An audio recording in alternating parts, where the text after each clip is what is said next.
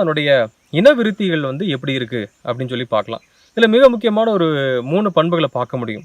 அதான் நம்ம அதிகமாக சொல்லுவோம், ஒருவனுக்கு ஒருத்தி அப்படிங்கிற விஷயத்த சொல்லுவோம். அது கழுதை புலிகளை நம்ம அதிகமாக பார்க்க முடியும். ஏன்னா வந்து ஒரு ஆண் ஒரு பெண்ணோட மட்டும்தான் தொடர்பு கொள்வாங்க. உறவு கொண்டு தன்னுடைய குட்டிகளை வந்து அது ஈன்றும்.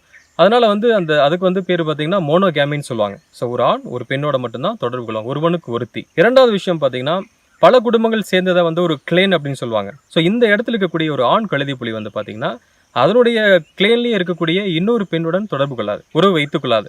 அது பக்கத்தில் இருக்கக்கூடிய இன்னொரு கிளேன்ல இருக்கக்கூடிய ஒரு பெண்ணோட மட்டும்தான் தொடர்பு கொள்ளும். ஸோ அந்த ஒரு முக்கியமான, இப்போ நம்ம சொந்தத்தில் நம்ம கல்யாணம் பண்ணக்கூடாது அப்படின்னு சொல்லுவாங்க. ஸோ அந்த ஒரு விஷயத்தையும் வந்து கழுதை புலிகள் மிக அழகாக ஃபாலோ பண்ணதுன்னு கூட சொல்லலாம். மூன்றாவது வந்து பார்த்தீங்கன்னா, நிறைய வன உயிரினங்கள் வந்து புலிகள் கூட எடுத்துட்டிங்கன்னா, ஆண் புலி வந்து குட்டிகளை வந்து வளர்த்துல வந்து பெருசாக கவனம் செலுத்தாது. ஆனால் கழுதை புலிகள் வந்து அப்படி இல்லை. அந்த குட்டிகளை வளர்த்ததில் அந்த பெண்ணோடு கூட இதுவும் சேர்ந்து மிக அதிகமான ஒத்துழைப்பை கொடுக்கும். இது 3 கேரக்டருமே ரொம்ப சிறப்பான கேரக்டர் சொல்லலாம்.